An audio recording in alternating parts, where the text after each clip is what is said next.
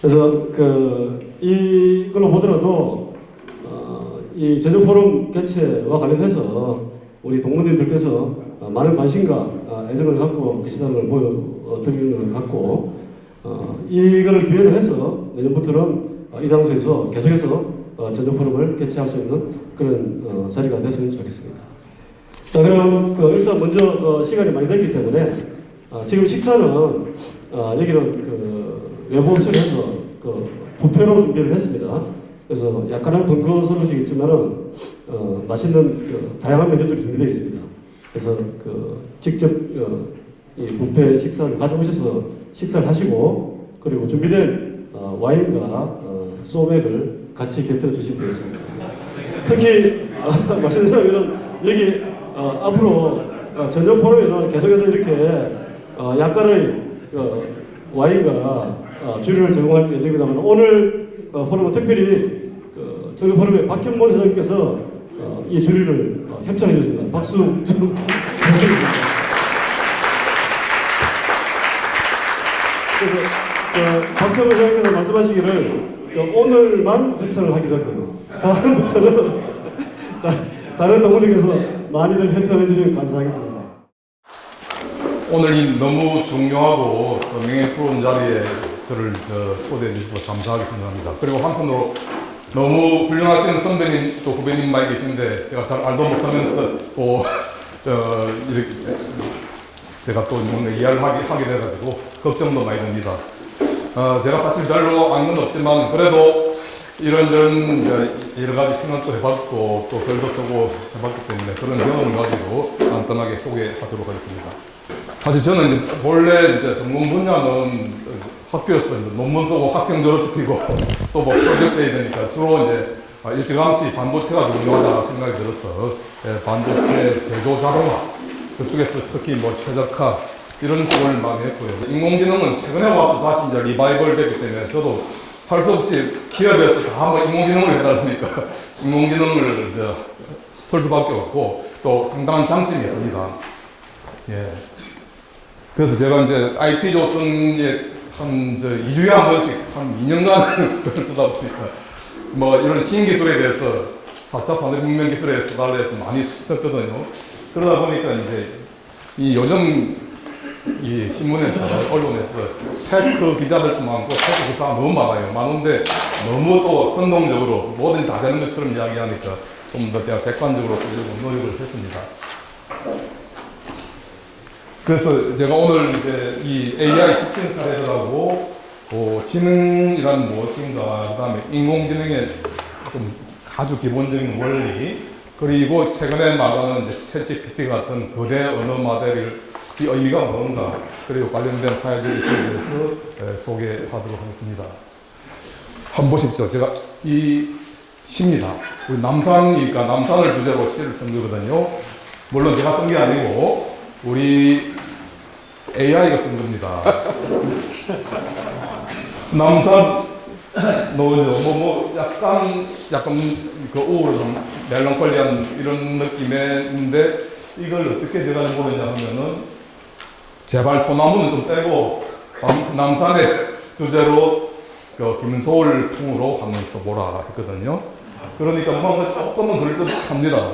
김소월 풍인지는 잘 모르겠는데 아직까지 학습이 충분히 좀 많이 안 된 거죠. 자료가 많지 않고 하니까. 이거는 우리나라에서 만든 그 네이버에서 클로바 X로 제가 물어본 겁니다. 예. 근데 처음에 제가 물을 때는 남산을 주제로 김소월풍으로 한번 시를 써보라 하니까 보십시오. 뭐 너무 애국가를 많이 뭔가 더 불안한 겁니다. 그래, 물을 때 잘 묻고 코칭을 잘해야 된다는 걸 제가 알 수 있습니다. 이거는 우리 카톡에서 S컵이라는 걸 하면은 챗GPT하고 연결해가지고 이렇게 답을 해줍니다. 했는데 보면 계속해서 별 내용 없어. 김서울 이야기처럼 나와요. 김서울. 아마 이게 내가 볼 땐 챗GPT가 우리나라 한글 자료를 충분히 학습을 좀 못내지 않았나 그런 생각이 듭니다.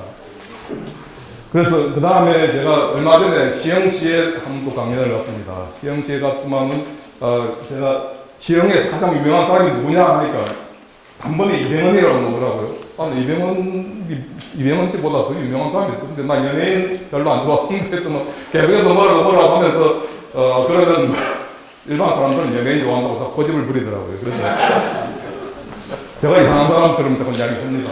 어쨌든 간에 뭔가 우리하고 대화를 하고 반응을 하고 적응하면서 답을 찾아내려고 노력한다는 것입니다. 당연히 불안하지 말고. 그 다음에 이제 좀 더 전문적인 질문도 해보면은 꽤 뭔가 있는 듯이 잘 대답을 한 겁니다. 제가 전혀 이 분야를 잘 모를 때 물어보면은 꽤 친절하게 잘 찾아서 이야기합니다. 대신에 이거 100% 믿으면 절대 안 되거든요. 이 안에 뭔가 오류가 있고 하는데 문제는 이게 뭐 잘못된 이야기인지 아는 것은 결국 사용자가 어느 정도 알고 있어야만 이게 잘못된 이야기구나 분별할 수 있고 새로 질문을 추가해가지고 개선할 수 있는 겁니다. 이거는 얼마 전에 또 제가 그 연화도 통영 앞바다에 있는 거기에 낚시 가면 일정을 추천해보라 하니까 뭐 나름대로 쭉 해가지고 세부 일정에다가 좀 민물 특기상까지 전제하게 이야기해주고 그런데 조금 이상하거든요. 배를 타고 가는데 배 타고 간다는 이야기 없어가지고 제가 배를 타고 가야 되지 않냐 하니까 또 갑자기 배를 넣어줘요. 그러니까 뭐라고 야단치면 갑자기 뭐 이렇게 물질은 다릅니다. 아, 그럼 똑같아요. 이거는 이제 비 오는 날 그 창가에 그 사진을 보여주면서 오늘 분위기에 맞는 뭐 식당을 추천해달라 하니까 뭔가 거기 적응해주고 추천을 해준 겁니다. 뭐 국수, 뭐 비빔밥, 이게 비 오는 날에 만나는 모르지만 이게 추천을 하는 겁니다. 이거는 이 사진을 보고 우주 별 사진을 보고 설명해달라 하니까 아, 이게 유명한 우리 허블 망원경에서 그 이미지니까 자기가 찾아보니까 당연히 알겠죠. 그래가지고 뭐라고 설명합니다. 성운이 별이 이제 폭발돼가지고 생긴 그 구름이죠. 그걸 보고 뭐라고 설명을 자세하게 해주고 있습니다. 이건 제가 찍은 사진입니다. 제가 찍은 사진도 이해할 수 있어요. 이거는 이제 구글 밥에 성립이 됩니다. 뭐라고 이야기합니다. 아, 작동 원리를 표현하고 있다. 뭐 작동 원리까지는 제가 주장한 거 아닌데 어쨌든 간에 이 물레방아 돌아가는 걸 이야기하고 있고요. 하나 더, 요거는 제가 성문사 때 개울가에서 쓰는 건데, 아, 이걸 보고 갑자기 폭포라 그럽니다. 폭포까지는 아닌데요. 그래서 나름대로 뭔가 껴 맞추려고 노력을 자꾸 합니다. 이거는 또 다른 사진인데요. 이걸 보고 뭐라고 좀 설명을 해봐라 했더만은 뭔가 아름답고 서로 사랑을 하고 뭐 좀 행복해 보인다 이런 이야기를 하는데요. 사실 행복한 제가 생각하는 행복한 게 아니고 우리 고등학교 교과서에 넣어둔 이런 개념을 제가 생각하고 찍은 건데 얘가 해석할 때는 이렇게 이야기한다는 거. 제가 아마 추가 질문을 더 했으면은 뭐라고 또 슬픈 이야기를 했을 것 같아요. 그리고 아마 이번 달에 우리 오픈 AI에서 챗GPT 만든 회사에서 공개한다고 한 서비스인데 달리라고 요거는 이제 그림을 이제 만들어줄 수 있습니다. 사진을. 그래서 제가 밑에 있는 대로 초신성이 폭발한 성운 속에서 덩크슛을 유화로 표현해보라 한 그 자기들 광고용으로 올린 그 사진입니다. 저기 뒤에 배경이 보면 초신성이 폭발한 것처럼 이상한 이런 좀 그로테스크한 분위기 속에서 덩크슛을 한 장면을 뭐 어느 정도 그려주는 겁니다. 그림도 그려준다는 거죠. 여기 보면 여러 가지 이제 자기들 그린 예가 있습니다. 이건 얼마 전에 누가 보내왔는데요. 이번 추석 주제로 한번 그려보라 했더만은 이렇게 뭐 비슷하게 그렸습니다. 그래서 앞으로 웹툰 작가들이 제일 또 어떻게 보면 위험한 직종 중에 한 사람. 그리고 저도 궁금한 양자 얽힘 현상이 좀 굉장히 좀 신기한 현상이거든요. 수백 킬로 떨어져서도 서로 얽힘이 있고 이유를 모르는데 우리가 이익을 이용해서 양자통신이나 이런 데 이용은 하고 있습니다. 그래서 이거 제발 설명을 해보라니까 뭐라고 가설을 여러 가지 있는 지식을 어느 정도 골라서 설명을 해주고 있습니다. 당연히 아직까지 아무도 잘 모른다. 여러 가지 설이 있을 뿐이다 하는 정도로 이야기를 하고 있습니다. 그리고 이거는 우리 잘 아는 테트리스 게임이죠. 테트리스 게임에서 이걸 인터페이스 그 화면을 보여주는 프로그램을 짜고 싶다. 그러니까 자기가 코딩을 해준다는 거죠. 그리고 뭐라고 자꾸 이제 내가 추가적인 지시를 하면 그거 맞춰서 자꾸 프로그램을 수정해가면서 프로그램 짜는 걸 도와줍니다. 물론 완벽하진 않지만은 처음에 하는 입장에서는 상당히 도움이 되고 또 좀 아는 사람이 하는 자기 속도를 좀 빨리 하고 굉장히 도움을 준다는 거죠. 그래서 이미 왜 그러냐면 이미 세상에 인터넷에 수많은 코드들이 공개되어 있습니다. 우리 GitHub라든지 이런 데 보면은 요즘은 자기가 만든 프로그램을 딱 공개를 해놨거든요. 공개된 자료를 보고 자기가 학습한 거니까 당연히 어느 정도 그걸 보고 패턴을 보고 따라한다는 겁니다. 그래서 산수도 합니다, 산수. 근데 좀 간단한 산수는 해요. 그렇지만 우리가 생각하는 어려운 수학은 아직은 못한다는 거죠. 그걸 이해하려고 그러면 제가 볼 때 한 단계 더 점프를 해야 된다. 그리고 이런 이미지를 보여주고, 전문적인 이미지를 보여주고 설명을 해보라. 관련된 이미지하고 매칭해서 상시한 전문적인 설명을 하고 있습니다. 요거는 이제 챗GPT가 아니고 벌써 한 3년 전부터 나온 그 서비스인데요. 온라인 서비스인데, 우리가 되게 학교에서 교육의 문제가 뭡니까? 객관식 답변만 자꾸 가르치잖아요. 그 선생님 편의, 또 우리 뭐 말하자면 공정성 이런 것들만 하는데, 이 주관식 답안을 그것도 필기체로 적은 걸, 그리고 수식도 들어가고 그림도 들어가고 한 이런 답을 보고 부분 점수를 매겨준다는 겁니다. 이거는 이미 그 유료 서비스화 돼가지고 저희 학교도 지금 시범으로 사용해보고 있습니다. 버클리에서 몇 년 전 개발했는데, 이게 말하자면 우리 학교 교육에서 주관식 채점을 거의 실용화시켰다는 거죠. 거의 모든 전공이 그렇겠어요. 뭐 경제학, 뭐 공학, 과학, 모든 과목을 수학까지 다 합니다.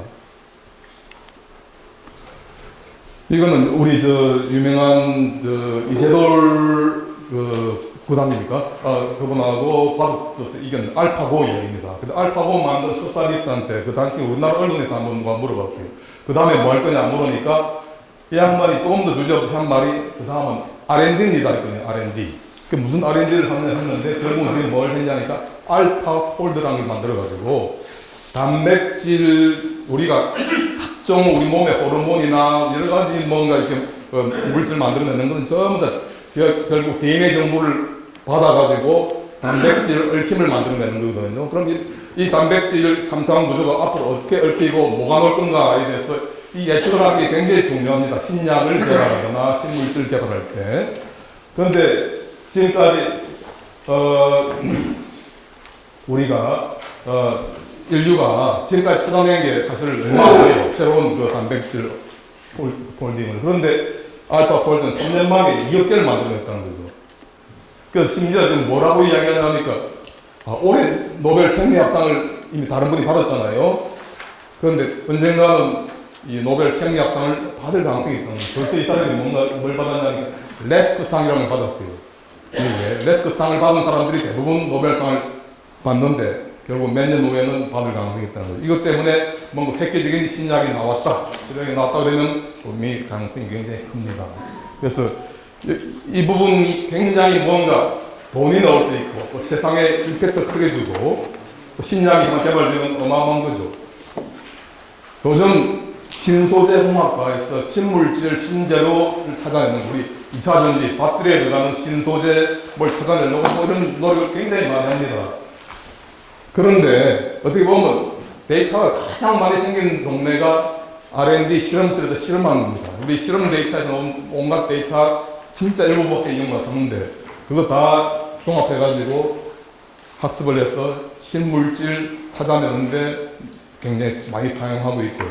그래서 이미 신소재 공학과나 화학과나 생물학과에서는 거의 이걸 인공지능을 엄청나게 이용을 하고 있습니다. 이건 제가 하는 겁니다. 반도체 공정 장비. 요즘 다 이렇게 안에 로봇이 다 이렇게 복잡한데요. 저걸 어떻게, 어떤 타이밍에, 어떤 순서로 이게 웨이프를 넣었다 뺐다 해준다는 게 굉장히 이제 생산성하고 품질에 영향을 줍니다. 근데 여기는 이제 강화학습이라는 방법을 이용하는데, 강화학습은 딴 거 아닙니다. 이게 뭐 내가 어떤 상태를 보고 내가 액션을 취하면 리스판스가 생깁니다. 그걸 보고 계속해서 내가 바꿔가면서 내 행동을 최적화하는 건데, 우리가 애가 드라마 배울 때, 우리 운전 배울 때, 다 마찬가지로 우리는 끊임없이 강화학습을 하고 있는 겁니다. 게임할 때도 처음엔 잘못하다가 좀 지나면 게임을 잘하잖아요. 그래서 이 강화학습이라는 게 뭔가 최적화하는 데 가장 좋은데, 저도 거기에 요즘은, 이 방법은 옛날부터 있었지만, 이 안에 요즘 말하는 딥러닝, 심층 인공신경망을 넣어가지고 하면 굉장히 학습이 잘 되고 대단합니다. 그래서 제가 이 이제 장비업자하고 제가 산업과제를 3년씩 하다 보니까 엔지니어가 6개월씩 진행 시행착오 합니다. 예외 상황이 많이 생기고 이 안에 수학적 원리도 있지만 제가 그런 걸 많이 했는데 근데 엔지니어 또 여러 가지 예외 상황이 많이 생기니까 엔지니어들이 그걸 대응하는데 이 로직이 복잡해져가지고 자기도 시행착오를 개발하고 하고 나중에 자기도 어떻게 하는지 몰라요. 그러고도 가끔 내가 죽어요. 그런데 그걸 2시간 만에 학습을 해냅니다. 제가 삼성 디스플레이에도 훨씬 더 복잡한 공장 레벨의 이 장비가 많고 이 기다리는 조합들이 많은데 그거 스케줄링 하는 왼쪽에 보시면 저렇게 노랗게 보이는 부분이 우리가 장비가 노는 시간입니다. 아이들 타임인데 이걸 최적화하면 또 아이들 타임이 거의 없이 또 셋업 타임, 빨간 게 셋업 타임인데 셋업 타임도 횟수도 줄이고 굉장한 효과를 보고 실제로 지금 임플리멘트 했습니다. 이미 이달에 벌써 이제 우리가 마이크로소프트에서 코파일럿 그동안에 뉴스만 노선을 이제 론칭을 하게 됩니다. 그래서 이거는 내가 글로 쓴 제안서를 발표 자료 파워포인트로 다 자기가 알아서 만들어주기도 하고 파워포인트를 만든 걸 다시 글로서 만들어주기도 하고 또 여러 가지 이메일 일정하고 결합해가지고 미팅 날짜도 잡아주고 뭐 이상한 굉장히 정말 개인 비스 시절이 이제 오게 되는 겁니다. 그리고 검색 엔진 빙이 잘 안 쓰잖아요. 그러니까 마이크로소프트에서 계속 노심초사했는데 거기다가 챗GPT를 결합해가지고 뭔가 지금 할 게 좀 돼 있습니다.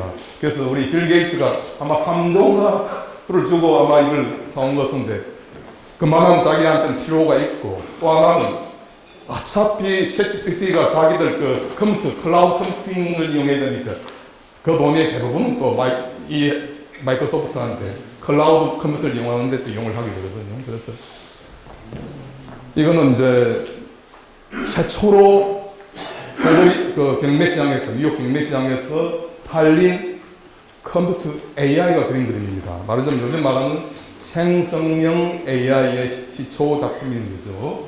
그래서 상당한 돈을 가지고 16,000불에 팔렸습니다.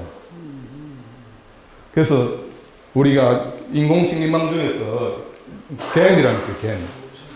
나중에 설명드리겠습니다. 그 인공식민망을 이용하면 새로운 걸 막 만들면 됩니다. 그림, 뭐 음악, 모든 걸 다 만들면 됩니다. 그래서 요즘 논란이 AI가 만든 게 예술이 될 수 있느냐? 절대 안 된다는 이야기겠죠. 근데 똑같은 이야기가 100여 년 전에 사진기가 처음 나왔을 때 똑같은 반응이 있었어요. 그러나 결국 한 30년 뒤에는 최초의 사진작품 전시회가 나오고 했다는 거죠. 요즘은 뭐가 컬러가 빨간색인데 색깔 바뀌어 놓으면 죄송합니다. 이 프로젝트에 있습니다. 그래서 예술 작품이냐 아니냐 하는 것은 결국 거기에 작가의 의도와 아이디어를 내가 자유자재로 넣을 수 있느냐. 말하자면 이건 하나의 도구가 되는 거죠. 도구로 내가 활용을 할 수 있다면 작품이 될 수 있다는 거죠.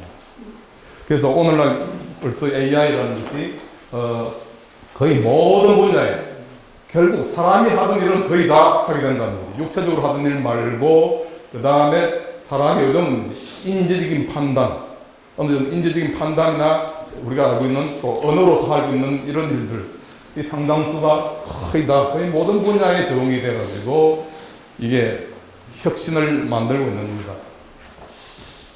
그리고 드디어 사람과 정말 사람처럼 대화를 하기 시작했다는 겁니다. 그래서 우리 지금 챗GPT가 이제 열풍을 일으켰지만 유사한 기술들이 많이 나와서 뭔가 대화를 하는데 많이 아는 듯 합니다. 사실은 정확히 아는 척 하는 거죠. 그래서 제가 볼 때는 한없이 넓고 한없이 얕은 지식. 사실은 자기는 조금 더 이해하고 이야기하는 게 아닙니다. 바로 좀 쉽게 얘기하면 떠버리죠, 떠버리. 근데 떠버리도 잘 활용을 하면 도움이 분명히 된다는 것입니다. 오류도 많이 포함하고 틀린 답도 많아요. 그걸 우리가 환각이라고 하는데 자기는 그게 환각인지 아닌지 몰라요. 그냥 컴퓨터 시킨 대로 자기는 학습했을 뿐이에요. 그리고 야단을 치고 힌트를 주고 추가 질문을 하면 갑자기 수정을 잘합니다. 그 줏대 없는 범생일 수도 있고 어떻게 보면 사용자가 아는 만큼 내가 활용할 수 있는 겁니다. 그리고 편향 불공정입니다. 내가 학습한 데이터가 온갖 데이터가 다 있어요. 그 데이터, 자료나 데이터 문서에 보면은 온갖 잘못된 정보 그대로 학습합니다. 인간도 그렇잖아요. 인간도 잘못된 걸 많이 학습해가지고 이상한 생각을 이상한 생각을 많이 하는데 그걸 똑같이 답습을 하는 거죠. 그걸 피해가기가 굉장히 어렵다는 겁니다. 사람이 누가 그 자료를 미리 필터링 해줄 거냐는 겁니다. 안 해주면 얘는 준 대로만 다 학습합니다. 그 무슨 데이터를 학습하느냐 중요하고요.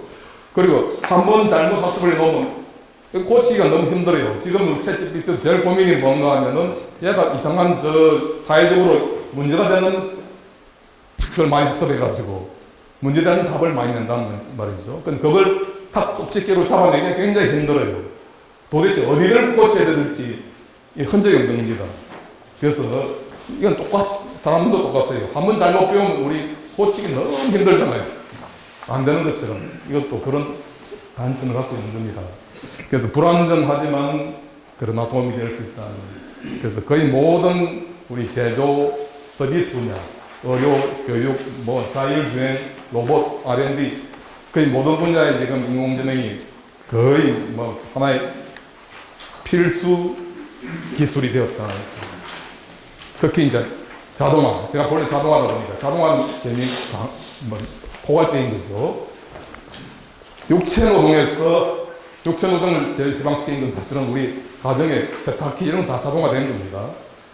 그런데 우리 공장에서 상당 부분 자동화됐어요. 근데 아직도 안 되는 게 있습니다. 우리 스마트폰의 그 조립, 제가 삼성전자 공장을 다가봤는데 이게 안 됩니다. 우리 학교에 유명한 그 휴보 로봇하고 압수돼봤는데, 그런 순간은 절대 안 된다는 거죠. 제가 볼 때는 이건 AI 문제도 있지만 그 AI보다 로봇의 그 기계적인 메커니즘이 아직 못 따라가서 안 되는 겁니다. 사무노동도 옛날에 오피스나 이런 걸 상당히 이제 우리가 정보화, 어떻게 보면 자동화된 거죠. 모든 프로세스가. 그렇지만 이제 그것보다 더 이상의 사무 업무도 상당수 자동화된다는 겁니다. 그리고 사람의 특히 인지적인 판단이 들어가는 거고요. 그리고 지식 근로자, 우리 변호사 또는 의사, 회계사 이런 일들은 안 될 줄 알았지만은 그것도 이제는 자동화되기 시작한다는 거죠. 그래서 어떻게 보면 잘 활용하면 우리가 모든 서비스나 제품을 이렇게 우리가 누릴 수 있는 것은 표준화되는 걸 갖다가 대량 생산이라는 가장 기본 원리는 뭡니까? 표준화를 해야 됩니다. 왜? 옛날 우리가 포드가 컨베이어 벨트 방식의 그 자동차 T 모델을 처음 만들어가지고 자동차가 확 떨어지면서 3분의 1 떨어지면서 자동차가 보급되면서 이 세상이 바뀐 거죠. 그런데 당시에는 이게 대량 생산이라는 게 핵심이 뭐냐면 표준화입니다. 왜? 그 당시엔 자동화 기술이 너무 어려우니까 같은 걸 반복하지 않으면 자동화가 힘들었어요. 근데 지금은 그게 아니라는 거죠. 개인 맞춤으로 매번 다른 걸 하면서도 자동화를 시킬 수 있다는 겁니다. 그래서 우리가 제조뿐 아니라 우리가 서비스도 개인 맞춤형을 합니다. 예를 들면은 제가 증권회사에 옛날에 내부 카운터라고 맡기는 다 알아서 해준다고 했는데 제가 돈을 막 1억 맡겼더만 한 번도 전화 안 오더라고요. 한 100억 맡겼으면 전화 좀 왔습니다. 개인 맞춤형 말은 그렇지만 안 된다는 거죠. 그런데 이제 AI 영향은 그게 어느 정도 가능할 수 있고 효과를 낼 수 있습니다. 그래서 사실은 제가 볼 때는 이제 막 시작한 거라는 겁니다. 특히 요즘 이제 우리 챗GPT 같은 게 나오면서 인간의 지능, 지식에 대해서 이제 판도라의 상자를 어떻게 보면 조금 열기 시작한 겁니다. 완전히 열린 게 아니고요. 근데 앞으로 어떻게 해야 될지, 얼마나 발전할지 아무도 예측 못하는데 중요한 것은 굉장히 중요한 스태핑 스톤을 한번 올랐었다는 것입니다. 그래서 우리 다시 이제 돌아와서 지능이란 이제 과연 본질이 뭐냐? 사실 굉장히 철학적이고 어려운 문제입니다. 간단하게 운전을 생각해 봅시다. 운전을 보면은 운전할 때 우리가 항상 뭔가 보고 생각하잖아요. 감지, 센싱하고 리스판딩 하는 겁니다. 감지하고 반응하는 거죠.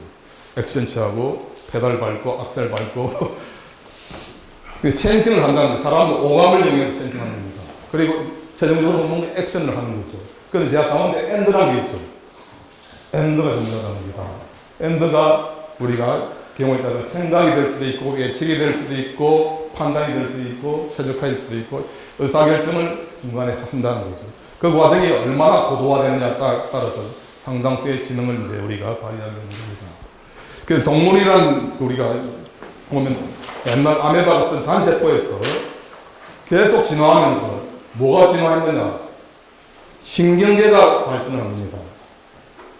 말하자면 신경세포가 만들어지면서 신경세포가 복잡하게 얽히고 발전하면서 우리가 고등동물로 발전하게 되는 거죠. 그래서 우리가 생물 시간에 배운 대로 뉴런이라는 게 있어가지고 이게 신경계를 이루고 고등동물일수록 저렇게 뇌라는 게 커지면서 아까 제가 엔드란 부분에서 저 뇌가 뭔가 많은 일을 하는 겁니다. 그런데 우리 몸에도 반사신경이 있잖아요. 반사신경은 우리 뇌를 바이패스하고 허리에 있는 중추에서 바로 답변을 하는데 그건 너무 위급하니까 가장 간단한 룰로 최소한의 신경세포만 모여가지고 너무 단순한 동물적인 그 반응을 하는 겁니다. 그렇게 그렇게 해야 하니까요. 그렇지 않으면 시간이 있으면 얘가 뇌로 올려서 프로세싱을 해서 내려준다는 겁니다. 그래서 우리 지능이라는 여러 가지 생각도 있지만은 결국 사람의 인지적인 업무라고 생각해 보면은 주로 분류하고 판단하고 아닌 것들도 크게 보면 대부분 저 카테고리에 들어갑니다. 그 다음에 이상 변화를 탐지한다든지 예측을 한다든지 또는 분류 판단에는 인식도 들어갑니다. 이걸 보고 내가 이게 무슨 물건인지 사람 얼굴 보고 알아보는 거 마찬가지로 다 저 분류 판단에 들어갑니다. 그리고 예측을 합니다. 그리고 최적화를 하고 뭔가 계획을 세우고 플래닝을 합니다. 그리고 보고 듣고 만지고 반응을 합니다. 그리고 중요한 것은 말하고 쓰고 읽는다. 언어라는 게 들어가는 겁니다. 그리고 더 나아가서는 생각하고 수nom하고 이런 걸 하게 됩니다. 제가 색깔을 다르게 해놨죠. 이거 앞에 잘 안 된다는 말입니다. 그래서 우리 군진 문제. 사람 얼굴 보고 저 사람이 이게 동양인인가 서양인인가 사람 잘 분류를 하거든요. 이거는 누가 가르쳐주지 않아도 어떤 특징들 스스로 추출해가지고 비슷한 사람들끼리 비슷한 것끼리 이게 그룹을 만듭니다. 그걸 군진 문제인데 그 군진 문제는 이미 여러 가지 수학적인 방법, 알고리즘 방법 많은 방법이 수십 년 동안 개발되어 있습니다. 실용화되어 있고 갈수록 점점 복잡한 게 모르겠죠. 그 다음에 분류 문제가 있습니다. 그래서 분류 문제는 맞고 틀린 걸 꼭 가르쳐 줘야 됩니다. 사진을 보고 이거는 고양이라고 알려주고 이거는 개라고 알려주고 이렇게 자꾸 여러 개 보여주면은 그 다음에 내가 새로운 걸 보여주면 이게 개구나 이렇게 답변을 합니다. 마찬가지로 우리가 대출 신청 받아봅니다. 그다음에 그 사람이 많이 적어내죠. 그걸 다 데이터화 해가지고 이런 속성을 가진 사람들은 과거에 그 돈을 안 갚더라. 이런 속성을 가진 사람들은 돈을 갚더라. 이런 데이터들이 쫙 나옵니다. 그걸 보고 분류를 하는 겁니다. 그 분류 문제는 우리가 흔히 회귀분수 또는 우리 라티스 회귀분수, 우리 계량경리에서는 그런 방법을 가지고 이미 실용적으로 많이 사용하고 있습니다. 한계도 있지만 나름대로 굉장히 실용적이라는 거죠. 이런 것은 이게 뭐라는 걸 누가 가르쳐 줘야 됩니다. 그래서 지도학습인 거죠. 데이터만 보고 지가 스스로 찾는 게 아니고 이것은 뭐다, 이것은 맞다, 틀리다 이런 걸 가르쳐 주니까 지금 지도학습이라고 합니다. 누군가 가르쳐 줘야 된다는 거죠. 그리고 어떤 우리가 뭔가 변화가 생겼나 안 생겼나 여러 가지 신호, 데이터를 보면서 시그널을 보면서 음성을 보면서 뭔가 변화가 있나 없나 하는 걸 갖다가 탐지를 하는 겁니다. 이것도 수많은 알고리즘 수학적인 방법이 굉장히 많이 연구되어 있고 이런 딱 통칭해서 요즘 와서 이제 머신러닝이라고 그러죠. 그런데 과거에는 이건 다 통계적인 방법으로 다 연구되고 알고리즘 방법으로 연구됐는데 요즘은 다 끌고 모아가지고 머신러닝이라고 그러고 심지어는 그걸 인공지능이라고 갖다 붙입니다. 심지어 인공지능 교과서 요즘 새로운 교과서를 보면 맨 앞에 리그레이션 이야기하는 리그레이션. 통계학 한 사람들이 보면 화를 내는 거죠. 왜 우리 통계학을 다 가져갔어? 인공지능이라고 갖다 붙이느냐. 그래서 결국 사람이 시각이나 청각이나 촉각, 시각도 컴퓨터 비전이라 해가지고 80년대부터 인공지능의 큰 분야 중에 하나로 굉장히 연구를 많이 했습니다. 온갖 알고리즘, 방법, 기법 다 있었는데 참 어려운 분야가 비전 처리하는 겁니다. 사람의 눈과 이게 시각 처리, 부분이 엄청난 컴퓨터예요. 그래서 그게 잘 안 됐는데 지금 와서 상당 수준에 왔다는 거죠. 소리도 없고 구분하고 말 알아듣고 우리 오감을 다 할 수 있는 겁니다. 그런데 언어가 아닌 거죠. 듣고 말하고 읽고 쓰고. 이 부분이 제일 사실 지금까지 인공지능에서 제일 어려운 분야 중에 하나입니다. 우리가 자연어처리, 내추럴 랭귀지 프로세싱이라고 해가지고 한 분야가 크게 중요하게 있었는데도 불구하고 그 많은 노력에 대해 가지고 큰 진전이 없었던 겁니다. 그래도 일부는 돼가지고 과거에도 우리 네이버 팝하거나 이런 데 보면 조금 번역은 좀 되잖아요. 됐지만 그게 완전하지 못했다는 겁니다. 그래서 근데 언어란 게 뭐냐 우리 다시 한번 정해보면 우리 사람은 언어를 가지고 기반해서 지식을 표현하고 소통하고 전달하고 교육도 하고 학습도 하고 심지어 우리가 추론이나 논리 생각까지도 다 언어 기반으로 한다는 겁니다. 언어가 물론 불완전한 전달 방식이에요. 우리가 굉장히 모호한 거 많잖아요. 그렇지만은 결국 인간은 언어를 가지고 뭔가를 한다는 겁니다. 그래서 우리가 왜 인간인가 한번 보면 우리 옛날 교과서에서는 인간은 도구를 이용한다 그렇게 많이 배웠습니다. 그런데 사실은 인간은 언어를 이용한다는 게 우리가 굉장히 중요한 부분입니다. 촘스키 교수 유명한 분입니다. 아직도 살아계시고 아직도 목소리를 많이 내시는 것 같아요. 유명한 최고의 언어학자라고 하시는 분인데 제가 옛날에 할 때 강연을 한번 들었는데 제 기억에는 이 말이 나오는 것 같아요. 언어가 사고를 지배한다. 자기 언어학자니까 그렇게 당연히 이야기하겠죠. 근데 정말 그 말대로 이제 언어가 인간 지능의 가장 중요한 핵심 부분 중에 하나라는 것입니다. 인류가 언어를 갖고 있기 때문에 지식하고 사고를 할 수 있다는 것입니다. 그러면 우리 인공으로 만든 지능은 뭐냐는 겁니다. 자, 8, 90년대. 제가 86년도에 제가 유학을 갔었는데, 그때 학교 가니까 인공지능 바람이 지금만큼 뜨거웠습니다.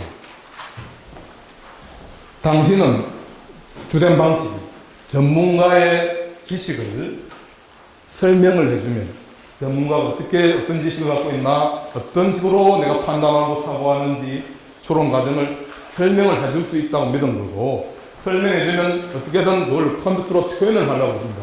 knowledge representation 방이라 해가지고 지식 표현을 어떻게든 컴퓨터 이해할 수 있는 방식으로 표현하는데 결국 그게 기호입니다.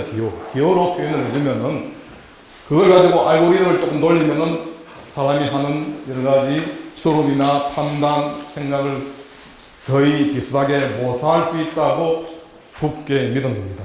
그래서 그걸 우리가 엑스퍼트 시스템이라고 해가지고 전문가를 대체하겠다, 의사를 대체하겠다, 뭐 변호사를 대체하겠다 이런 생각을 많이 한 겁니다. 그래서 말하자면 지식을 표현하는 방식은 많이 있습니다. 가장 간단한 방식은 if 뭐뭐이면 then 뭐뭐, if 뭐뭐이면 then 뭐뭐 이런 걸 여러 수를 써가지고 묶으면 이게 룰, 우리가 규칙 기반의 지식이 되고 사람의 지식의 상당 부분이 이런 식으로 표현된다고 믿었습니다. 그런데 해보니까 그렇지 않거든요. 어떤 지식은 그런 게 아니고 우리가 아파트에 거실이 있고 침실이 있고 이렇게 뭔가 서로 연결관계가 있고 그래서 저렇게 하나의 덩어리로서 어떤 구성 요소를 쪼개가지고 저런 프레임이라는 거 설명해야 되고 식당에 가니까 처음에 기다리라 그러고 그 다음에 자리를 배정해주고 이런 절차가 있더라. 그런 걸 또 해서 스크립트로 표현해야 된다. 또는 논리학, 논리적인 지식은 논리학 그 기호로 표시해야 한다. 그 다음에 여러 가지 단어나 의미들 간의 관계를 저런 네트워크로 표현해야 된다. 온갖 방식이 다 나왔어요. 새로운 방식을 하나 만들어낼 때마다 논문이 되고, 내가 뭐 기계과 학생이라도 내 기계 설계할 때 필요한 지식을 저런 식으로 새로운 방식으로 제안하면 또 박사 논문하고 그랬던 시절이었습니다.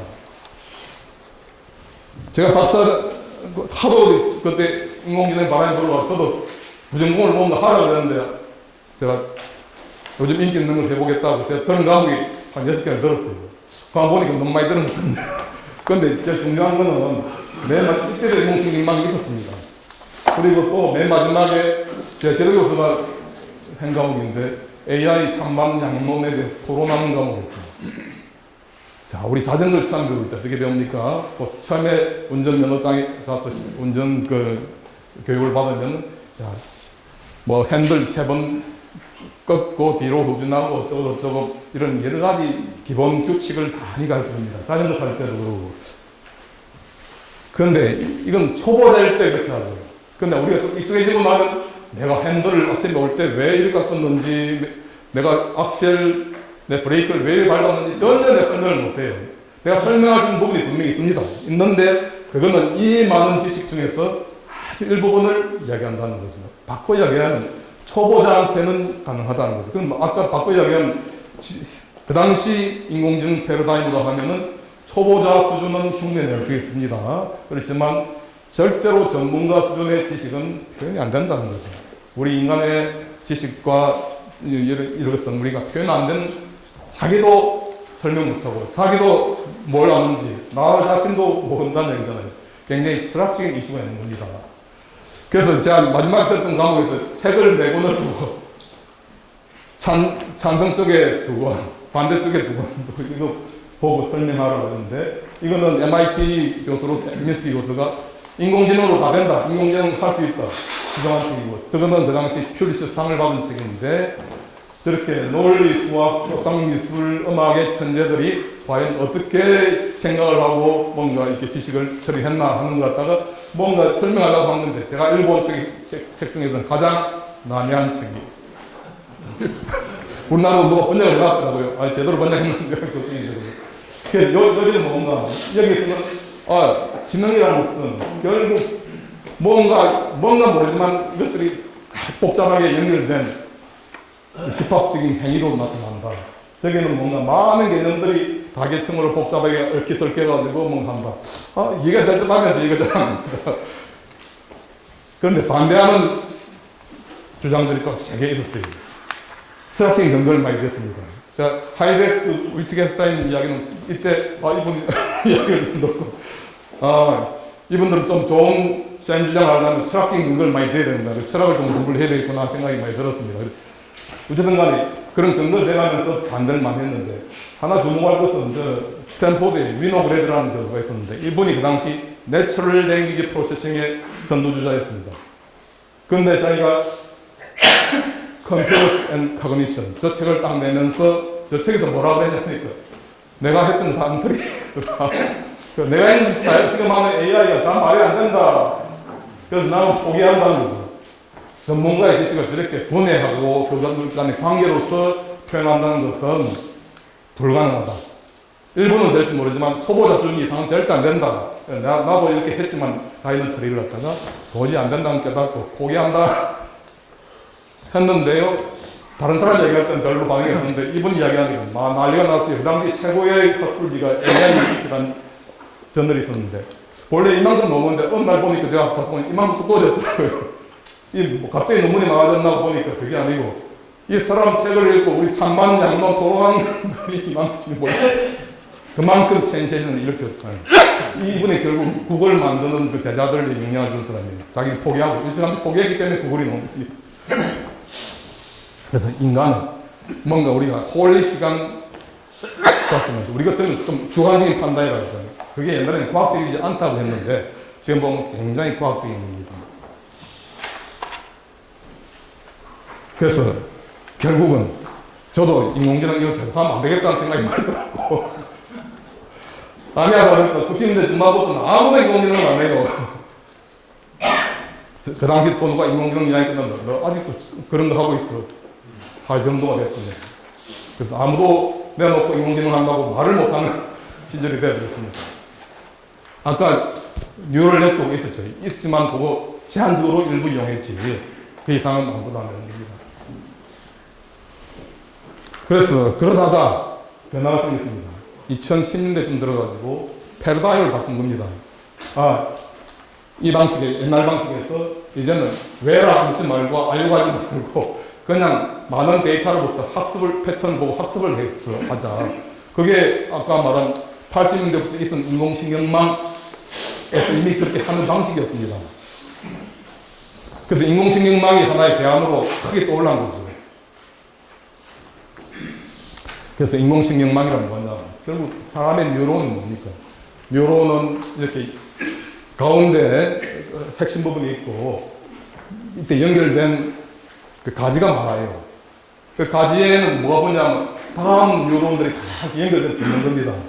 그래서 서로 뉴런이 서로 복잡하게 연결되는데 문제는 이 뉴런 하나가 세포가 돼서 하는 역할은 뭔가 하면 자기가 한테 들어오는 신호를 받아가지고 전기 펄스가 들어오는 겁니다.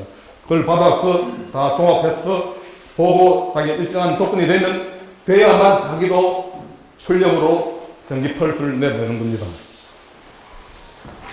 그래서 그 스레시홀드가 있고 그 함수가 이제 사실은 굉장히 과정이 복잡한데 사람들은 그걸 흉내내기는 도저히 불가능하고 너무너무 단순화시켜서 저런 네트워크로 만든 겁니다. 네모가 하나의 뉴런이고 연결된 게 우리 시냅스 연결을 이야기하는 겁니다. 실제 내 뉴런들 저렇게 연결 안 돼 있어요. 안 돼 있고 훨씬 복잡하지만 일단 우리가 사람이 핸들링할 수 있는 정도로 간단하게 만든 게 저렇게 계층, 레이어를 만들고 레이어 간의 관계를 그렇게 해서 묶은 겁니다. 그런데 이걸 이용해 보니까 우리가 과거에 수학적으로 하던 복잡한 그 여러 가지 그 문제들, 군집 문제, 분류 문제 등등이 상당수 이게 어느 정도 할 수 있더라는 거죠. 그래서 상당히 희망을 가진 겁니다. 특히 사이클러지, 심리에 가는 사람들이 굉장히 익사이팅하게 생각했고요. 그래서 굉장히 단순한 겁니다. 그래서 문제는 뭔가 하면 신호를 받았어요. 그걸 합을 해가지고, 가중합을 해가지고 어느 조건이 되면은 내가 출력을 낸다는 거죠. 그래서 인공신경망이란 뭐냐, 우리가 고등학교 다닐 때 함수랑을 배웠지 않습니까? 뭔가 x란 벡터 함수로서 받아가지고 y란 벡터를 출력을 하는 겁니다. 그 과정은 블랙박스예요. 그런데 뭔가 분명히 수학적인 함수로 우리가 아까 인공신경망에서 수학적인 함수입니다. 어떻게 보면 별거 아닌 함수인데 문제는 이 노드 네트워크들이 다 연결돼서 총체적으로 만드는 하나의 함수입니다. 그래서 과정은 몰라요. 과정은 모르는데 x란 입력이 들어가면 y가 나오더라. 그렇게 되게 하는데 저 W라고 이렇게 붙은 게 있죠. W는 가중치입니다. 그 파라메터 안에 이 노드 간에 연결하는 시냅스에 해당되는 거죠. 그 시냅스에 가중치를 줘가지고 신호가 들어올 때 가중합을 하는 겁니다. 어떤 거는 0.1 곱하고 어떤 거는 0.9를 곱하고 해가지고 그걸 다 합해서 자기는 합한 값을 보고 어떤 그 액티베이션 함수에 넣어가지고 어느 레벨 이상 올라오면 자기도 1이라는 출력을 내는 겁니다. 그렇게 하도록 만든 것이 인공신경망입니다. 어떻게 보면 가장 간단한 계산, 연산 도사입니다. 일종의 트랜지스터죠. 본래는 아날로그로 하지만은 사람은 그걸 이제 하기 쉽게 0과 1로 막 디지털로 할 수 있도록 만들어서 종료를 한 겁니다. 그래서 하는 일을 보면 우리 회귀분수, 옛날부터 하던 통계학에서 하던 방식 비슷합니다. 그런데 회귀분수 하려면 상당히 많은 과정이 필요합니다. 선형이 되고 관계가 직접 비례하는 선형 관계가 있어야 되고 여러 가지 뭐 확률적인 분포에 대한 과정을 해야 되고 굉장히 많이 있는 서로 독립이고 그런데 이건 그거 몰라도 그런 게 안 맞아도 할 수 있으라는 겁니다. 그래서 인공신경망의 원리는 너무너무 단순해요. 그래서 이런 액티베이션 하는 함수도 굉장히 복잡한 함수를 시도를 많이 해봤는데 이게 이제 문제예요. 그래서 결국은 우리가 이걸 학습을 시킨다는 건 뭐냐면은 이런 x1을 입력을 주니까 y1이 나오더라. x2를 주니까 y2가 나오더라. 과거 데이터를 보고 이제 테이블로 된 걸 보고 넣어주면서 대신에 과거 실적 데이터를 보니까 네가 만들어낸 그 y1인데 사실은 그 y2였어. 그럼 차이가 있지 않습니까? 그 오류가 생기는 것을 최소화하도록 뭘 조정하냐니까 연결하는 가중치 WIJ라는 가중치를 바꿔봐라. 가중치를 바꿨어도 오류가 줄어들도록 자꾸 바꾸라는 겁니다. 그걸 그 데이터에 맞도록 오류를 최소화할 수 있도록 가중치를 바꾸라. 일종의 최적화 문제가 되는 겁니다. 그게 바로 다른 게 아니고 우리가 학습이라는 거죠. 학습의 원리는 너무 간단하게도 그걸 최적화하는 겁니다. 이게 잘 안 보이지만 제가 설명합니다. 우리가 자료가 있어요. 예를 들면은 과거에 어떤 우리가 론 신청한 사람들의 신용도이라는 게 있습니다.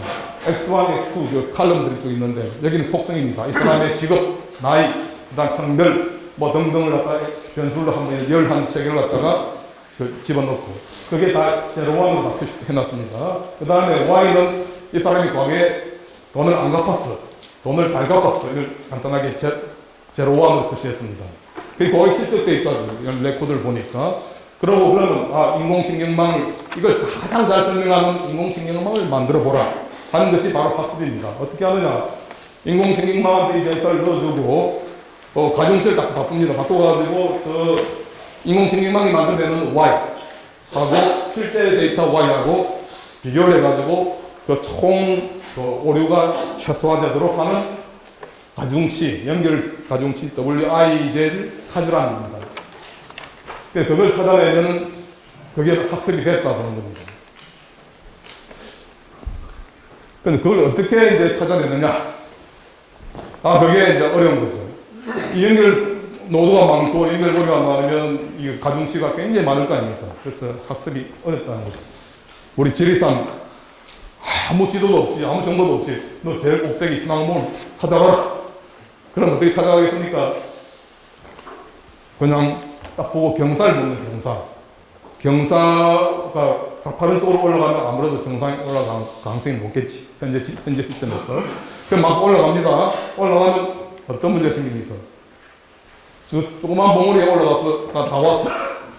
할 가능성도 있다는 거죠. 그런 걸 회피하는 여러 가지 기법이나 테크닉이 있어요. 그래가지고 결국은 제일 높은 신앙봉을 찾아가도록, 말하자면 오류가 가장 최소화되도록 하는 그런 데를 만들 수 있다는 겁니다. 그런데 우리 2차원 지리산에서 찾아가는 건 말고 파라메타 2개짜리입니다. 2차원 평면상에서 가는 거잖아요. 그러면은 실제 인공생명망 WI 가중치 파라메터가 어마어마하게 많아요. 지금은 거의 수조개 수준이라는 거죠. 저걸 어떻게 최적화하느냐고. 저걸 위해서는 어마어마한 컴퓨팅 자원, 컴퓨터 필요하고, 그 다음에 여러 가지 알고리즘 방법이 필요합니다. 그래서 사람들이 이제 생각해 보니까, 인공생명망을 크고 복잡하게 만들면은 사람하고 비슷하게 닮아가지 않겠나, 잘할 수 있지 않겠나 생각했습니다. 근데 사람 뇌는 도대체 몇 개나 있을까요? 이만한 뉴런에다가 이만한 연결이 있는 겁니다. 그 연결도 사실 우리가 정확히 아는 거 아니에요. 훨씬 복잡하게 연결되어 있고 직렬이 전도 아니란 겁니다. 이게 우리가 아직까지 인간 뇌에 대해서 잘 모르는 겁니다. 그래서 첫 번째는 그래도 노드를 늘려보자. 늘려보니까 문제가 생깁니다. 너무 과민하게 그냥 랜덤한 저런 걸 무시해야 되는데 무시하지 않고 다 지가 오버피팅을 하는 겁니다. 이런 문제가 생겼고요. 두 번째는 내 쪽을 크게 만들려면 계층을 좀 늘려야 되지 않겠나. 계층을 레이어를 늘려보니까 뭐가 문제냐. 이제 어디가 산인지 어디가 높이가 있는지 전체 산이 밋밋해졌다는 거죠. 근데 찾아가기 너무 힘든 거예요. 학습이 잘 안 된다는 겁니다. 그리고 전체적으로 계산량이 너무 많아지는 거예요. 이건 지구상에 있는 모든 컴퓨터를 다 동원해도 조금만 웬만한 네트워크 하나 학습이 안 된다. 그래서 이미 원리는 옛날에 발견됐지만 가능성은 보였지만은 우리가 제대로 활용하기가 굉장히 힘들었다는 거죠. 아까 말씀드린 계층을 3개 이상짜리는 거의 만들지 못했습니다. 그런데 2010년도 전후 해가지고 너무너무 간단한 아이디어로 이 문제들이 다 해결이 된 겁니다. 남들이 다 숨어서 안 한다고 할 때 숨어서 혼자서 끙끙한 사람들이 몇 명 있었어요. 이분이 그 중에 한 분이거든요. 캐나다 인공지능 강국이가 됐는데 이분이 원래 카네기 멜론에 있다가 토론토 대학으로 옮겨가지고 아마 내놓고 인물을 못했을 거예요. 간단하게 해결하는 방법을 만들었고 그 제자들이 계속해서 뭘 만들고 해가지고 큰 기폭제를 만든 겁니다. 아이디어는 간단해요. 첫 번째는 김매기. 우리 잡초 솎아주듯이 노드를 느리고 하지 말고 좀 랜덤하게 드랍아웃 좀 솎아내자. 그 다음에 안에 액티베이션 함수도 굉장히 복잡한 이상한 컵을 많이 만들고 있는데 그러지 말고 제일 간단한 저렇게 이 렐루라고 하는 제일 간단한 그냥 직선으로 경사지는 이거 단순화시키자. 그러니까 그 문제가 해결되고 그 다음에 놓은 게 학습 알고리즘을 병렬화시키자. 그래서 문제를 나누어서 병렬화해서 학습하는 알고리즘 개발하고 그러다 보니까 GPU가 참 좋구나. 그래서 엔비디아가 거의 망해가다가 이것 때문에 확산 왔습니다. 비트코인하고 이것 때문에. 그래서 돈 버는 사람 따로 있는 거죠. 항상 소병렬로 계산을 하게 되는 겁니다. 우리 챗GPT 지금 만드는 거기에 안에 엔비디아의 가장 최신 비싼 GPU 하나에 1000만 내지 몇천만 합니다. 그게 도대체 안에 몇 개나 들어가 있을까요? 한 몇만 개 들어가 있습니다. 그러면 그 돈 말고 몇 조가 되고, 그보다 더 큰 문제는 전기를 한번 키면 전기로 그냥 막 빨아당깁니다. 이 운영하기도 돈이 너무너무 많이 듭니다. 이 로고 스케일로 그립니다. 로고 스케일로. 실제로는 훨씬 빨리 정리한 거죠. 이 연산 능력의 진화를 보입니다. 사람이 저 꼭대기 있습니다. 아직까지 우리가 거기 가려면 한참 멀은 겁니다. 자, 이거 보세요. 이게 뭡니까? 80년대 중반에 세계에서 제일 빠른 슈퍼컴 크레이2입니다. 그 연산 능력이 지금 어느 정도 될까요? 비교하면. 지금 우리가 친숙하게 알고 있는 거 비교하면 어느 정도 컴퓨팅 능력이 된다고 보십니까? 아이폰 6입니다. 벌써 한 10년 전 됐죠. 그 정도밖에 안 되는 겁니다. 지금 바꿔야겠는데 우리는 주머니 속에 손 위에 옛날에 말하던 슈퍼컴을 들고 다니는 겁니다. 그만큼 연산 능력은 급속히 발전하고 있는 거죠. 그래서 우리가 이 인공지능망을 우리가 다루는 데 있어가지고 상당한 그 가능성을 보여주고 있는지. 근데 중요한 건 아키텍처가 중요한 거지. 어떻게 연결되어 있냐에 따라서 사람 뇌는 굉장히 복잡하게 연결되고 아직 잘 모릅니다. 그래서 뇌를 스캐닝한다, 쩐다는데 잘 모를 때 그 스캐닝에 대해 얻는 정보는 별로 없다는 겁니다. 어쨌든 간에 이 연결 구조가 서로 다른 특성을 만들어낸다는 겁니다. 그래서 우리가 근래 와서 이게 심층 학습, 심층 인공지능, 요즘 인공지능 붐을 일으키는 가장 핵심적인 네트워크가 우리가 우리말로 하면은 합성복신경망이라고 이상한 말을 썼는데 CNN 이게 가장 중요한 거예요. 그냥 레이어를 쭉 길게 해가지고 옛날에 3층밖에 안 되는 게 지금은 뭐 수십 층도 만들 수 있습니다. 저렇게 하니까 장점이 있더라는 거죠. 옛날에는 내가 중요한 피치가 뭔가 사람들 신용평가할 때는 사람의 그 직업하고 집을 가진 안 이런 정보가 필요하더라. 우리가 사전에 도메인 지식이 필요해가지고 그 중요한 핵심 변수를 미리 알고 넣어줘야 되는데 지금은 그럴 필요가 없더라는 거죠. 예를 들면 사람 얼굴을 갖다가 인식한다. 우리 조금 알고 있습니다. 그렇지만 몰라도 사진만 많이 보시면 지가 알아서 중요한 피치를 잡아냅니다. 눈 색깔, 눈 사이 간격, 코하고 눈하고 각도 뭐 이런 걸 갖다 지가 알아서 찾아내고 스스로 중요한 피치를 찾아내고 그걸 또 조합을 해가지고 완전한 얼굴하고 만들어내면서 이 분류를 한다는 겁니다. 그래서 이게 용도가 뭔가 하니까 분류한다든지 군집, 탐지, 이미지 인식, 음성 인식 여러 분야에서 많이 아주 굉장히 좋은 성능을 보였습니다. 그래서 지금 사실은 거의 실용화된 거죠. 그 다음에 이제 우리가 요즘 이제 생성형 AI라고 하는데 생성형 AI에서 뭐 원조는 이런 겁니다. 우리가 생성적 적대적 신경망이라고 이상한 이름 붙여놨는데 이게 뭔가 뉴럴네트워크 두 가지가 있고 위에 오리지널 데이터가 있고 왼쪽에는 뭔가 하니까 지가 학습해가지고 거기다 일부러 노이즈가 그러니까 자본을 일부러 생성해서 랜덤하게 넣어주면 결과 조금씩 달라지겠죠. 말하자면 얼굴이 사진이 조금씩 다르게 나옵니다. 근데 다른 변형을 시키다 보니까 도저히 사람이 아닌 사진도 너무 이상하잖아요. 그거하고 오리지널 데이터하고 비교해 있는 또 뉴럴넷이 하나 있어요. 그래서 걔가 평가를 합니다. 이거는 너무 이상해. 불합격. 합격신가 모으면 얘가 자꾸 변형을 만들어내면서 오리지널 데이터하고 학습을 했지만 그와 유사한 새로운 걸 만들어내더라.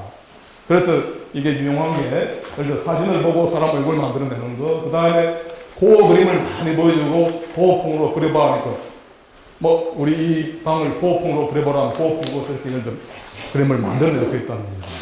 그래서 우리가 그림뿐 아니라 음성, 음악, 심지어 연주, 누구누구 우리 이문찬 연주를 많이 들어주고 이문찬 스타일로 쇼팽을 연주해봐. 비슷하게 해낸다는 겁니다. 이 원리 가지고. 그 다음에 이제 우리가 RNN이라는 게 또 있었다는 거죠. 연결을 자꾸 앞으로 하지 말고 가끔 거꾸로 가는 피드백도 넣어줘라. 돌아가는 것도.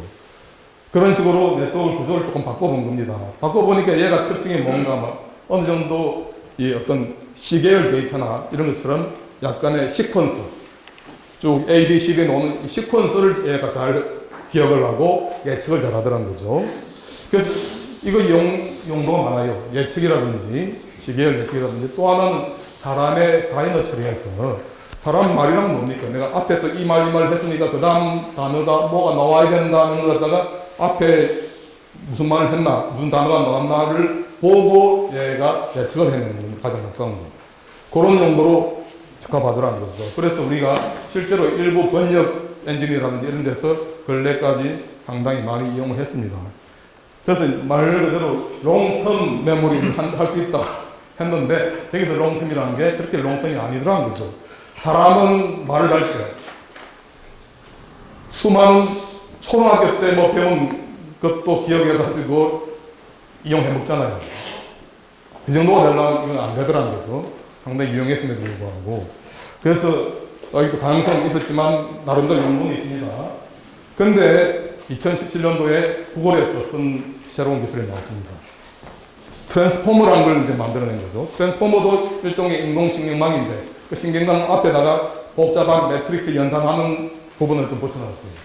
그래서 그 연산 부분, 자기들 말하면 인코더, 디코더라고 하는데 제가 설명하겠습니다. 인코더, 디코더는 딴 게 아니고 어떻게 보면 우리가 단어, 수많은 텍스트를 읽어드려요. 그러면 단어를 추출해가지고 그 단어들 간의 연관 관계를 얘가 학습을 하는 겁니다. 그 학습할 수 있도록 뉴럴넷이 그걸 학습할 수 있도록 선처리를 해주는 게 인코딩이고, 또 얘가 어떤 문장을 만들어낼 때 그 과정을 구출해 주는 게 그 디코딩, 이 두 개를 갖다가 인코딩을 여러 번을 합니다. 해가지고 뉴럴넷이 이해할 때는 숫자로밖에 이해를 못하거든요. 어떤 벡터로서. 그 벡터가 우리는 이해 못하지만 우리 문장을 보고 또 우리가 이 텍스트를 보고 이 연관관계를 갖다가 스스로 학습을 해내도록 그런 장치를 만든 겁니다. 만들어서 그게 이제 말하자면 결국 굉장히 오래된 여러 가지 오래전에 학습한 단어, 문장, 문맥끼리도 문단끼리 관계를 학습을 해요. 그래가지고 결국 사람이 어떻게 합니까? 사람은 저렇게 수많은 이상한 다큐멘트나 뭐 뉴스 듣고 보고 하는 걸 다 모아가지고 그 사람 머릿속에 완벽하게 저장 못해요. 그걸 어느 정도 소화하죠, 소화.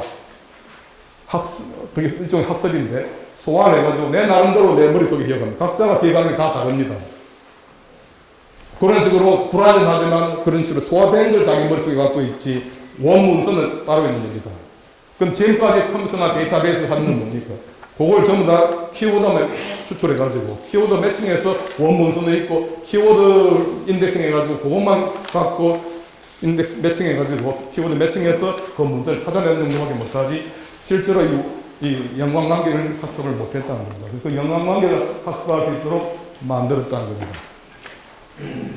그래서 정리를 해드리면은 복잡하고 어려운 통계학이나 수학을 몰라도 요즘 AI가 왜 대단하냐, 왜 이 파퓰러해졌냐, 제가 제일 중요하게 생각하는 것은 수학을 몰라도 된다는 겁니다. 이런 데가 제가 공과대학에 있지만서도 수학을 많이 가르쳐요. 저도 수학으로 논문 쓰고 그래야만 또 좋은 논문이 인정되고 하는데 현실의 문제는 수학이 많이 들어가면 회사에서 잘 안 씁니다. 삼성전자 그렇게 PhD 많이 뽑아가도 수학을 많이 써야 된다. 잘 안 믿습니다. 어떻게든 누구나 이해하고 그리고 사용하기 쉽게 그리고 로버스트하고 많은 과정이 필요 없고 쉬워졌다는 겁니다. 쉬워지니까 모든 분야에서 AI를 활용하겠다는 거죠. 그리고 누구나 할 수 있고 그런데 문제 이해하고 정의하는 게 중요하다는 겁니다. 그래서 장단점이 있습니다. 잘 정의된 문제, 제가 강조를 했습니다. 잘 정의된 문제는 잘해요. 잘 정의되지 않은 건 잘 못한다는 겁니다. 바꾸기 하면. 그리고 설명을 못해요. 설명. 왜 이런지 이해를 전혀 못하고 있습니다. 그래서 저런 여러 가지 문제들이 아직까지 있고 특히 추론이나 이런 걸 못합니다. 그 추론을 못하는 거는 인공지능 보고 뭘 할 거 없어요. 논리적인 사고. 우리 사람이 왜 학교를 오래 다닙니까? 대학원까지 박사까지 하고 교수가 되는데 보면 논문 토고 이런 거 읽어보면 도대체 이 논리적인 모델이 이해가 안 되는 거예요. 사람은 그런 논리적인 사고를 하기 어렵게 생물학적으로 미혹이 되어 있는 겁니다. 그나마 오랜 훈련과 반복 훈련 통해서 그나마 불안전하지만 어느 정도 그것도 패턴을 통해서 한다는 거죠. 수학이 왜 어려우냐? 약간 쓸 게 없다는 거죠. 원래 사람내가 수학을 못하게 되는데 수학도 많은 문제를 풀다 보니까 어느 정도 패턴, 또 사고하는 패턴을 조금 기억을 해서 하는 것이죠. 그래서 아직까지 우리 인공지능이 그 정도 수준까지는 못 가 있다는 겁니다. 그런데 조만간 저는 그것도 한 단계 점프하면 갈 거라 생각합니다. 그래서 우리가 언어 모델이라는 게 결국 뭐냐? 시간 좀 돼서 빨리 마무리하겠습니다. 우리 요즘 휴대폰에 뭐라 글자 치면 알아서 다음 단어 추천해줘가지고 이게 아까 말하자면 우리가 RNN 지금 뭐 이런 거대 언어 모델이 아닌데 과거에 그 RNN이라는 그 네트워크 가지고 이렇게 단어 예측을 하는 겁니다. 통계적인 방법이나 그 신경망 그 단어 추천해 주는데 이걸 잘 활용하면 우리가 여러 가지 그 문장을 만들어내거나 번역하거나 하는 데 쓸 수 있다는 거죠. 그래서 우리가 문장을 만들어 봅니다. 그럼 다음에 무슨 단어가 나올지 예측을 합니다. 앞에 뭐가 나왔으니까 다음에 뭐가 나올 거다. 과거의 패턴을 보니까 뭐가 나올 가능성이 높다 하는 걸 확률적으로 이렇게 조건부 확률로 표현할 수가 있습니다. 앞에 나온 단어들이 쫙 이렇게 조건부로 들어가 있고 그 다음에 그 다음 단어가 뭐가 될지 가능성을 예측을 하는 겁니다. A가 될지 B가 될지 C가 될지. 그런데 이게 문제가 뭐냐. 제가 본래 확률 이런 걸 전공했지만은 어떤 지금까지는 수학이나 확률을 가지고 그걸 처리할 조건부 확률을 잘 처리할 수 있는 이론이 많지 않습니다. 아주 제한된 과정이 필요하답니다. 아니면 그것들 간에 서로 상관성도 있고 독립이 아닌 건데. 그래서 우리 지금까지 알고 있는 수학으로 힘들다는 겁니다. 그런데 지금 아까 말씀드린 트랜스포머라는 그 기술을 이용하면은 어떠한 거라도 얘가 학습을 하더라는 것이죠. 뭐 굳이 얘들이 확률이라고 이야기 안 합니다. 가중치로도 학습한 건데 나중에 보여줄 때 확률처럼 보이도록 보여줄 뿐이죠. 그래서 우리가 예를 들면 어떤 문장이 있어요. 철수는 누굴 만나러 레스토랑에 갔다. 문장이 있다. 거기에 옛날에 학습을 했습니다. 학습을 했으면 내가 지금 뭔가 물어봅니다. 쿼리, 질문. 무엇을 확 물어보면 무엇에 해당되는 것들은 아무래도 갔다, 만나러 갔다 일 가능성이 높다는 걸 이제 확률적으로 뽑아내가지고 추천을 해줍니다. 그게 과정이 뭔가 하면 내가 지금 물은 질문에 가장 연관된 것, 단어 간의 관계를 또 보고 가능성이 높은 것을 집중을 해주는, 그걸 이 사람들은 attention이라는 말을 하는데, attention이란 원리가 아까 트랜스포머의 인코드와 디코드 부분이 그 부분의 비밀을 해결해 주는 겁니다. 그래서 또 영어로 보면, 영어에서 어쩌고 뒤에 붙은 디코드 다음에 it이 나옵니다. 저 it이 뭘 지정하나? 사람도 막 찾고 헤매잖아요. 우리 독해할 때. 근데 그걸 지가 학습한 여러 가지 정보로부터 그 it은 앞에 뭐뭐일 가능성이 높다는 것과 연관성을 지가 온갖 정보로 이미 학습한 걸 가지고 확률적으로 가능성을 추천해 주는 겁니다. 그래서 이 트랜스포머가 이런 역할을 하도록 하는 혁신의 기본 기술이에요. 그걸 가지고 그 바탕으로 오늘날 모든 구글이니 이런 데서 다 이걸 기반으로 거대 언어 모델이라는 걸 만들어서 그 사람들 총칭해서 거대 언어 모델이라고 합니다. 그래서 또 요즘 또 생성형 AI가 말 많이 쓰잖아요. 생성형이라는 아까 우리가 GAN처럼 그런 게 원조가 있듯이 이것도 있고 그 말고도 여러 가지 방식이 많이 있어요. 근데 요즘 와서는 거대 언어 모델이 대표적인 생성형 AI가 됩니다. 뭔가 질문하면 뭔가 답을 뭔가 만들어내잖아요. 그 과정을 생성이라고 합니다. 그래서 질문이나 뭘 넣어주면 어떤 거라도 만드는 겁니다. 컨텐츠는 텍스트, 답변, 요약, 장문, 기사, 번역, 코드, 문제풀이, 그림까지 만드는 게 지금 과정에 와 있다는 겁니다. 그래서 거대 언어 모델은 제가 자세히 설명치 않겠습니다. 문제는 모든 인간이 갖고 있는 모든 텍스트를 뉴럴넷이 이해할 수 있도록 토큰이라는 그 단어입니다. 단어를 우리가 수치적인 팩트로 변환할 수 있는 겁니다. 변환시켜가지고 그걸 뉴럴넷이 이해할 수 있도록 만들어주고 이런 아까 어텐션 미케니즘을 이용해서 내가 가장 연관된 걸 필요할 때 적절하게 뽑아내는 겁니다. 그래서 우리 과거에 자연처럼 이렇게 했다면 지금은 거의 저 방식으로 볼 거 없고 그래서 거의 인간과 대화할 수 있는 수준으로 비슷하게 왔다는 겁니다. 학습도 이 많은 그 세상에 텍스트를 다 들고 모아가지고 얘한테 학습시키려면 누가 가르쳐 줘야 되지 않느냐. 그렇게 가르쳐가지고 이게 이만큼 학습할 수가 없어요. 이게 자동 학습이 되게 됩니다. 맞아요. 자율학습을 시키는 거죠. 자율학습하는 테크닉을 개발해냈다는 겁니다. 그래서 자율학습을 가지고 사람이 일일이 가르쳐주지 않더라도 지가 자동으로 학습한다는 거죠. 그래서 이 세상에 있는 거의 공개된 데이터, 인터넷에 공개된 데이터는 거의 다 학습을 했다 봅니다. 그런데 아직 못한 게 있어요. 저작권에 걸려있는 거. 그 공개 안 된 거. 특히 학술 논문들 출판사들이 보여줄 리가 없어요. 초록점만 알고 안정하는 겁니다. 옛날부터 우리가 지식은 이렇게 구조화해야 된다. 이야기를 많이 했고, 실제로 일부 활용하고 있는데, 지금은 철반이 구조화할 필요 없다. 저렇게 쌓여 있는 아무 지식이라도 넣어두면, 텍스트에다 주면 지는 다 무조건 학습을 하는 겁니다. 물론, 불완전하죠. 구조화가 안 돼 있죠. 그렇지만, 인간하고 대화할 수 있도록 됩니다. 그래서, 용도가 다양합니다. 그래서 지금 센세이션을 일으키고 임팩트를 많이 주고 있는 거죠. 추론도 잘하나? 아주 간단한 겁니다. 아직 제대로 된 건 못하고. 그 추론도 학습을 해야 됩니다. 문제는 추론을 제대로 사람만 학습시키려고 하면 어마어마한 추론 데이터가 필요한데 사실은 그 데이터를 우리가 준비하기가 아주 어려운 거죠. 조만간 전 나올 거라고 해요. 그리고 아까 말씀드린 대로 질문을 잘해야 됩니다. 질문 잘하는 사람 사업꾼도 그냥 사학이 아니고 그 분야에 깊은 전문가한테 시켜야만 얘를 제대로 학습할 거 아닙니까. 그래서 요즘 이 폭발적으로 성장하고 있고 막 유명한 회사들은 다 박사를 만들고 있고 또 유명한 검색 엔진들은 이걸 앞으로 결합 안 할 수가 없어요. 다 하게 됩니다. 자율학습을 이제 최대한 활용했는데 그래도 일부 지도를 해줘야 돼요. 내가 이런 질문은 부적절한 질문이니까 하지 마 하고 사람이 지정을 해줘야 됩니다. 예를 들어서 마약 검색이 나왔다. 이거는 부적절합니다 하고 지정을 해줘야 됩니다. 누가 시켜줘야 되느냐? 사람이 해줘야 되는 거예요. 미국에 인건비가 들어서 미국 사람을 못 써요. 그래서 케냐에다가 국제 용역을 주고 온라인으로 하고 있어가지고 노동 착취란 말이 나와가지고 일단 중단한 겁니다. 그래서 제가 말씀드리는 거죠. 앞으로 이 거래 언어마를 학습시키는 게 큰 일이라는 거죠. 그래서 우리는 왜 학교 교육을 오래 받았나? 막 거꾸로 생각해보면 봅니다.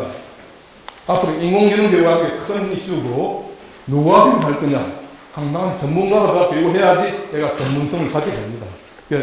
응용 분야로 도메인들도 좀 특화된 것들이 자꾸 나옵니다.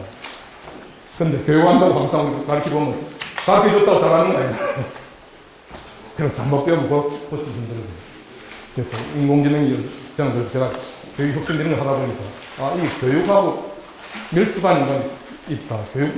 교육에 응용하는 게 아니고 지금까지 교육학 학습 이론의 그 깊은 많은 지식을 잘 활용을 해야지 인공지능을 제대로 만든다는 거죠. 저런 건 당연히 어려워야겠죠. 그래서 또 각 분야별로 응용하는 건 또 별도겠습니다. 제가 말씀드렸습니다. 우리 인간한테 이상한 학생이 나타난 겁니다. 인공지능 앞으로 우리가 어떻게 교육하느냐 하는 것이 큰 숙제 중에 하나입니다. 그래서 이런 사회적 이슈 많이 있습니다. 우리가 일자리가 사라진다. 인공지능에 제일 관심 있는 지금 거대 언어에 관심 있는 데가 법조계입니다. 왜? 법조계는 모든 지식이 텍스트로 다 되어 있잖아요. 그러니까 그거 공개만 되면 우리나라 판례 공개를 안 해서 이제 그것만 다 학습하면 어마어마합니다. 법률 인공지능 쪽에 제일 우리나라 리더 세계대회 가서 우승도 여러 번 한 양반 아까 소개하신 이명희 대표입니다. 제가 가끔 자주 이야기를 합니다. 그래서 김앤장 같은 데도 제일 관심이 있고 거기는 이미 전문 인력이 수십 명이 있습니다. 그래서 앞으로 문제는 뭐냐? 김앤장 같은 데 수십 명 가지고 준비를 합니다. 이미 쓰고 있고요. 근데 문제는 그만한 인력과 투자, R&D 투자를 해야 되는데 할 수 없는 중소형 로펌이 앞으로 위험해진다는 겁니다. 그래서 이 변호사를 없애지는 않아요. 그렇지만 변호사의 업무 중에 상당 부분을 한 70% 아마 잘 모르겠지만 그 정도에는 자료 찾고 사례 조사하고 하는 건데 그걸 자동화한다는 거예요. 우리 의료 쪽에는 지금도 일부 이용하고 있지만 조금 사람을 다루는 거니까 좀 더 신중하게 가고 있는 겁니다. 가능성은 많이 있지만은. 우리 뭐 이미 하고 있고요. 이 학교 조교 지령도 이미 만들어져서 하고 있습니다. 사람이 이제 어디로 가야 될까요? 그래서 노벨상 받은 유명한 경제학자가 사실 말씀드렸습니다. 우리 40년대에는 GDP의 70몇 프로입니다. 잘 안 보여요. 6%인가가 사람의 월급에 나옵니다. GDP 상당 부분이. 그런데 오늘날 나오는 그게 확 떨어졌다는 거죠. 그럼 나머지는 어디서 나오냐? 결국 인간이 만든 자본, 기술, 자동화에서 이 나머지 부를 만들어야 한다는 겁니다. 그래서 앞으로 이 노동이란 바로 경제고, 노동이 바로 뭐 부를 창출한다는 믿음이 깨지기 시작합니다. 그래서 일자리는 분명히 좀 늘어나게 됩니다. 그런데 항상 시차가 있다는 거죠. 없어지는 건 빨리 없어지고, 순간적으로 없어지고, 생기는 건 천천히 생긴다는 겁니다. 그 과정에서 결국은 단순 사무직이나 단순 업무 활동이 위험해진다는 거죠. 그래서 역량이 더 나온다. 뭐, 미래 역량, 이런, 다르다. 제가 삼성의 반도체, 우리 김 사장 이야기도. 제발 문제만 제발 정해봐. 우리나라에 박사 제일 많은 데가 삼성입니다. 삼성전자 한 3,000명이 있을 거예요. 온갖 이슈가 많이 나옵니다. 이 노벨상 받은 일은 제가 박사 때 병원 교과서인데 인간이 오류가 너무 많다는 거죠. 이 경제학에 박혀 있고. 그런데 우리 AI가 지금 이런 편향과 바이어스 지금 노출되어 있잖아요. 그래서 어떻게 학습되느냐는 게 이슈죠. 여러 가지 지금 이제 그 사회적 이슈를 많이 만들고 있습니다. 그래서 교육 비용이 많이, 이 자율주행차 나와도 마찬가지로 AI 굉장히 어려운 이슈가 많이 있습니다. 할 수 있겠냐. 이게 앞으로 갈 이제 하나의 과제 중에 하나입니다. 심지어 우리가 터미네이터 같은 스카이넷 같은 게 나오지 않겠냐. 그건 재밌는 건요. 그건 아직 멀었다 하는 게 우리 대부분의 믿음이지만 아까 우리 힘성 교수 제일 리더 중에 한 사람이 구글을 떠났습니다. 명분은 뭔가 나 무서워서 못하겠어. 위험하다는 거죠. 그래서 규제를 해야 된다고 주장하는 분입니다. 자기가 볼 때 자기 이해하는 인공지능 지금 발전 속도를 보니까 이대로 가면은 분명히 큰 위험이 온다고 믿는 그룹이 저기 있는 그룹이고 가장 최신 이야기입니다. 제가 IEEE 스펙트럼이라는 게 다르게 생각하는 분도 있어요. 그런데 최고의 전문가들 중에서 저렇게 믿는 분이 많이 있다는 게 이게 큰 이슈 중에 하나라고 생각합니다. 제가 지금 몇 달에 걸쳐서 기재부 국장하고 같이 인력 양성이 중요하다 했는데 정부 예산 좀 받으려고 하다가 나도 요즘 R&D 예산 깎는다 해가지고 줄인다 해서 내가 말도 못 꺼내고 그래서 우리 학교 교육에서 궁극적으로 왜 도대체 공부하느냐 이걸 가르쳐야 되는데 저거 해야 된다고 제가 주장을 많이 하고 했습니다. 이미 SK에서 많이 하죠. 그런데 더 중요한 게 AI한테 뭐 가르칠 때 나중에 이런 가치를 어떻게 가르치느냐 하는 게 하나의 또 중요한 숙제라고 생각합니다. 네, 감사합니다.